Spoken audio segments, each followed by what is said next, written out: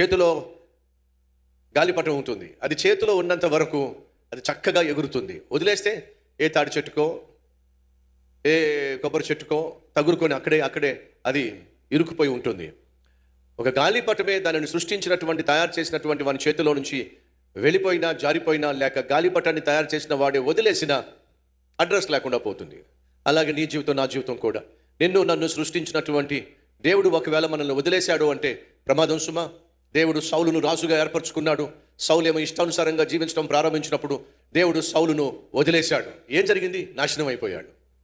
నేను రాజును కదా అనుకున్నాడు. రాజు అయితే ఏంటండి, దేవుడు వదిలేస్తే అడ్రస్ లేకుండా పోతాడు. అలాగే సౌలు మహారాజు అయినప్పటికీ కూడా దేవుడు సౌలును విసర్జించినప్పుడు అడ్రస్ లేనటువంటి చావు చచ్చిపోవాల్సి వచ్చింది. బిడ్డలు చచ్చిపోయారు, తాను చచ్చిపోయాడు, కుటుంబం అంతా అడ్రస్ లేకుండా పోయింది. సహోదరి సహోదరులు, దేవుడు మనల్ని విడిచిపెడితే ప్రమాదం.